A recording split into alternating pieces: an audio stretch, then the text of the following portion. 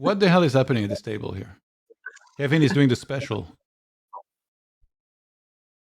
Oh, Kevin in for how much X pot is this? About 8. Right.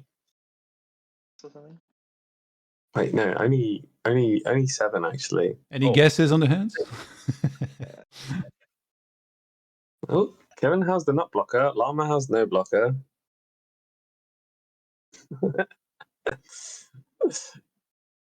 Good. Imagine trying to power play an American. Could never be me. It seems insane to call it hand.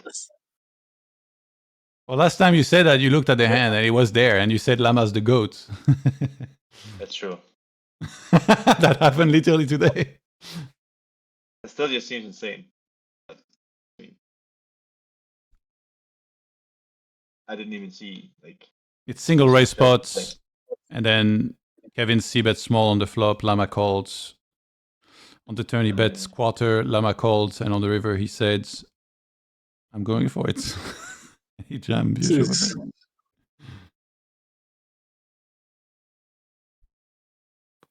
Yeah, I mean, weirdly enough, it's Go like ahead and say it's a pure fold. Theory. yeah, but it's like it's one of those spots where it's actually kind of hard to have helpful blockers because Kevin is basically going to have a high-low flush hand or the ace of diamonds. So it's like you can never really have the ace of diamonds in your hand when you face this because he's always wrapping the nut flush. And then if you have king queen with the queen of diamonds, you actually don't really block anything because I don't think Kevin's going to do it with like ace queen. Yeah, I was just thinking like calling like king jack and 7s is enough, you know. Yeah, like basically, I'm just saying like you're never really going to have a relevant blocker.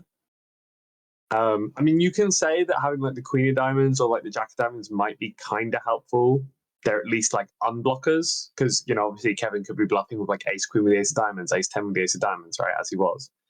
But I do think it's you know quite interesting to note that like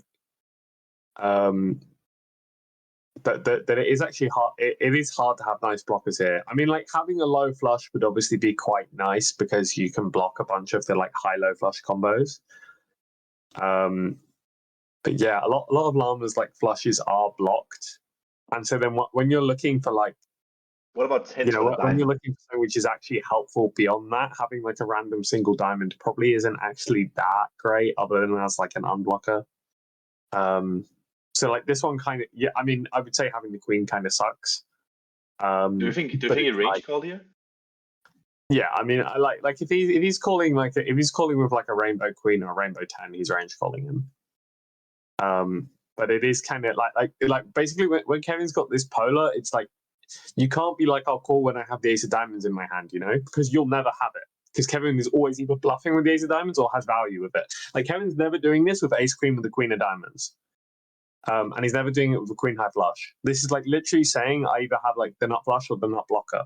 So you can't really like, you know, like you can't actually have anything other than unblockers as your cards. And like, okay, Llama doesn't have unblockers. Like his queen does suck, but yeah, it is kind of an interesting one. And like so many flushes are blocked at 8. If you just had pocket 8s with a diamond, that would have been more cool to see. Yeah. I mean, like those would probably be nice, actually. Yeah, just having some random low diamond because he can have pocket 5s with a diamond here. So yeah, like this is fully in the range call territory. But yeah, I just thought it was nice to know that you can't actually block Kevin's value very efficiently here at all. Yeah. Kevin? Also, it's like the flushes Kevin shoves here to make you most indifferent are probably going to be like ace deuce and ace 3 of diamonds. So then you can't even have suited connectors to block them. Yeah, actually, it's like even a low flush doesn't really block the value because you can't have 4-3 of diamonds. So if you have like 5-4 of diamonds, you don't block any value because it like this is a sideline, right? So the hands you should be picking for it will be like ace deuce, ace 3 of diamonds. Mm-hmm. Yeah, that's actually So yeah, it's actually really hard to block the value. Short of having like, I mean, pocket deuces, pocket threes with a diamond are probably the only hands which are actually blocking value and not bluffs. Basic play. You don't see a lot of like block 7x pot. Yeah. I mean, it's what I mean, like Kevin's quite creative. He realizes that he's in a spot where he's playing quite protected. He's got all his range together by the river. He can still have these nut flushes, and then he makes a judgment that he's like, okay, at least some of them I'm going to want to shove here, and I'm going to need some bluffs, and he rips it in. This is a spot where you have to be quite disciplined with this, obviously, because you could take other lines with flushes on previous streets, and also you have like a lot of the nut blocker here. I mean, 6 combos with like ace queen and ace 10 with ace diamonds doesn't sound like a ton, but as I was saying, there's only 2 real combos I'd buy him consistently taking this line for value with. Would you say that it's more reasonable for Kevin to check his nut flushes than like block, because like check raise, obviously, because when he blocks, like he gets more calls, he gets less raises. That Llama kind of feels that it's more intuitive for him to like check his nut flushes, to check raise them instead of betting small. And that maybe makes like him think that he has more bluffs here and less value. Yeah, like the thing is, when someone's like repping these such thin value ranges, it's actually like it's sort of easier to justify a big adjustment, because as you say, like if you can make a read on like 1 or 2 combos playing differently, then suddenly they're way over bluffing. Whereas like when someone's in a bit more of a mainstream line, you have to find a lot of combos being like out of line to justify a range call.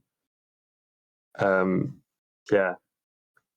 I mean, and I think this is why you see hands like this. It's kind of why Kevin has a lot of these big swings. We've seen him consistently go on like very big winning and losing days, both this year and last year. And it's like, sometimes there are days where he just runs this spot and he just has it all day, and people, rightly or not, are range calling him because of his reputation. And obviously that means he runs up stacks fast, but it means he can also lose them quite quickly. Yeah, I mean, also when you're playing like that, I guess you can probably tilt yourself faster if you're going on bigger swings than everyone else. And he's playing so many hours as well. Must be slightly tilting to see King Queen call here. Oh yeah, definitely mental edge call.